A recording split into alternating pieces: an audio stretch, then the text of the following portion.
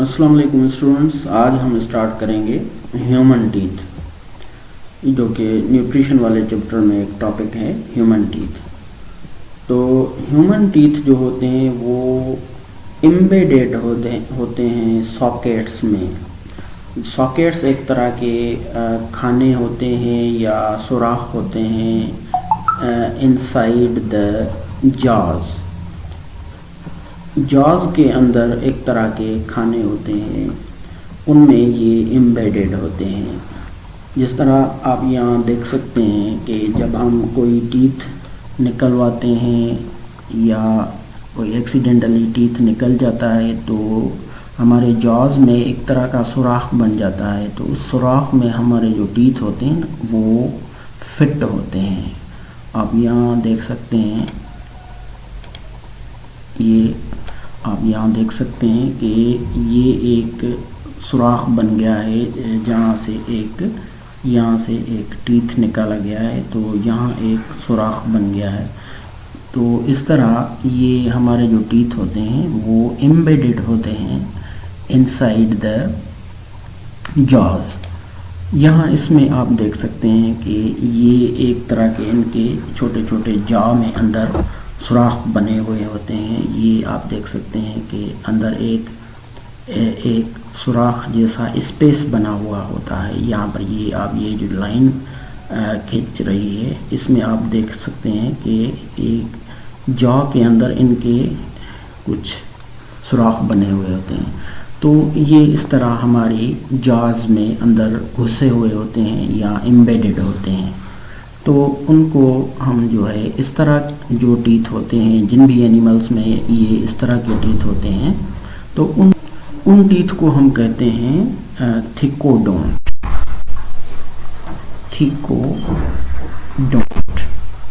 थिकोडोंट यानी कि जो टीथ होते हैं वो embedded inside the sockets of jaws.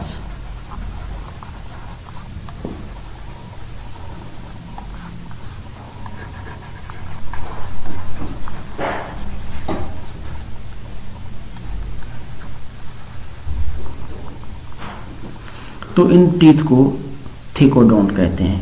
और दूसरा ये है कि हमारे जो टीथ होते हैं वो उनको डिफायोडोंट भी कहा जाता है।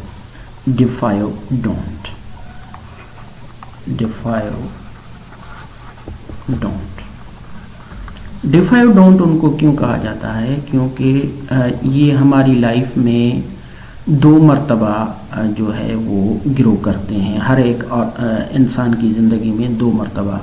एक जब इंसान बेबी होता है तो उसके जो है वो टीथ बनते हैं, फिर वो जो टीथ हैं वो टूटते हैं, फिर जो है वो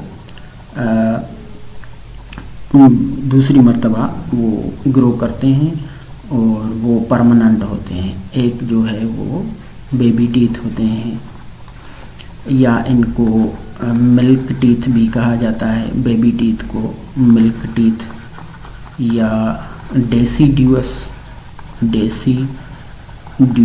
टीथ भी कहा जाता है। और जब ये टूटते हैं तो इनके टूटने के बाद जो दूसरी मर्तबा ग्रो करते हैं उनको परमानेंट टीथ कहा जाता है। तो इस तरह 2 मरतबा जो टीथ पैदा होते हैं लाइफ में, इसलिए इनको डिफायोडोंट कहा जाता है, क्योंकि ये 2 मरतबा ग्रो करते हैं ह्यूमन लाइफ में। उसके अलावा हमारे जो टीथ होते हैं उनको हेट्रोडोंट भी कहा जाता है। हेट्रोडोंट इसको इसलिए कहा जाता है क्योंकि ये जो हैं वो शेप और साइज और फंक्शन इनमें ये जो हैं वेरी करते हैं, यानी कि डिफरेंट होते हैं। शेप के हिसाब से भी डिफरेंट होते हैं, साइज़ के हिसाब से भी डिफरेंट होते हैं और काम के हिसाब से भी डिफरेंट होते हैं, इसलिए हम इनको हेट्रोडोंट कहते हैं। डोंट एक्सप्रेस करता है टीथ को, और हेट्रो जो है वो उसकी मीनिंग है डिफरेंट। तो ये डिफरेंट तरह के टीथ होते हैं। डिफरेंट तरह के कौन कौन से होते हैं? एक होते हैं इंसिजर्स, आप देख सकते हैं यहाँ पर ये जो डायग्राम है इसमें ऊपर से ये दिए गए हैं इंसिजर्स, और उसके बाद कैनाइन्स होते हैं, प्रीमोलर्स होते हैं, एंड देन मोलर्स होते हैं। तो ये आप देख सकते हैं कि डिफरेंट शेप्स और साइज़ के टीथ हैं। इंसिजर्स जो होते हैं ये इनका काम जो होता है, इनका सरफेस फ्लैट होता है। आप यहाँ देख सकते हैं इनका सरफेस बिल्कुल फ्लैट है। तो इनका काम जो होता है ये कटिंग और बाइटिंग में काम आते हैं, कटिंग एंड देन बाइटिंग।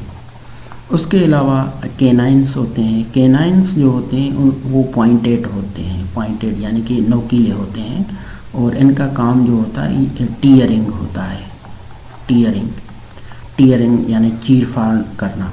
उसके अलावा प्रीमोलर्स होते हैं और मोलर्स, ये जो हैं ऑलमोस्ट सेम ही काम करते हैं। ये काम करते हैं च्यूइंग का और मेस्टिकेशन का। च्यूइंग और मेस्टिकेशन, ये भी च्यूइंग एंड मेस्टिकेशन यानी कि खाने को चबाते हैं या ग्राइंड करते हैं। इनका एक काम ग्राइंडिंग होता है, ग्राइंडिंग यानी कि पीसना, खाने को पीसना, ये भी ग्राइंडिंग करते हैं।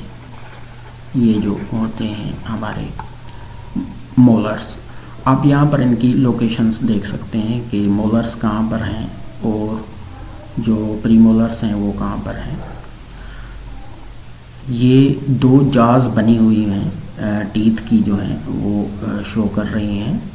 दो जाज, एक अपर जा है और एक लोअर जा है। उसमें ये फ्रंट पर ये जो हैं फ्रंट साइड पर ये जो हैं दे आर इंसिजर्स। कलर का यहाँ पर बना हुआ है, इसको हम कहते हैं कैनाइन। ये नोकीले होते हैं, दे आर कैनाइन्स। और ये जो हैं दे आर प्रीमोलर्स, एंड ये जो हैं ये दे आर मोलर्स। तो ये दोनों जाज में ये इनकी लोकेशन है। ह्यूमन डेंटाइन फार्मूला जो है उसमें हम जो है एक जा के एक साइड के जो है वो बोन्स और टीथ काउंट करते हैं। एक जा जो लोअर जा है उसका एक साइड, और जो अपर जा है उसका भी एक साइड जो है वो हम इसमें देखते हैं कि उसमें एक साइड में कौन कौन से बोन्स होते हैं। तो इसको हम एक लाइन से सेपरेट कर देंगे। ये जो अपर एक जा है, अपर जा है, और ये जो लोअर जा है, इसको बिल्कुल बीच में से जब हम इसको सेपरेट करेंगे तो एक साइड के दोनों जाज के टीथ काउंट करेंगे। तो एक साइड में हम देखेंगे कि एक जा के एक साइड, उसमें देखेंगे कि ये जो अपर जा है उसमें हमें कौन कौन से टीथ मिलते हैं। सपोज करें ये जो पहले हमें जो ये दो टीथ हमें मिल रहे हैं, इनको जो है वो क्या कहेंगे हम, ये होते हैं इंसिजर्स। तो ये फार्मूला, डेंटल फार्मूला लिखने का तरीका ये होता है कि दो जो है वो इंसिजर्स हैं, एक साइड में, एक जाके एक साइड में, ये हो गए अपर जाके दो इंसिजर्स। उसी तरह जब हम लोअर जा में आएंगे, ये यहाँ पर लोअर जा है, तो लोअर जा में जब हम आएंगे तो लोअर जा में भी हमें दो एक साइड के इंसिजर्स मिलते हैं, लोअर जा में भी दो।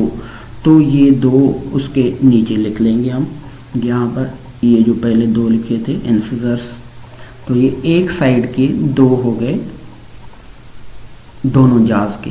पहले दो जो है इंसिजर्स अपर जाके हैं और दो जो हैं लोअर जाके हैं।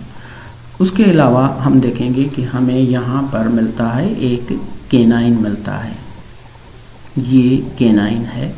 तो अपर जा में भी एक कैनाइन है और लोअर जा में भी एक कैनाइन है, तो उसको हम इस तरह लिखते हैं।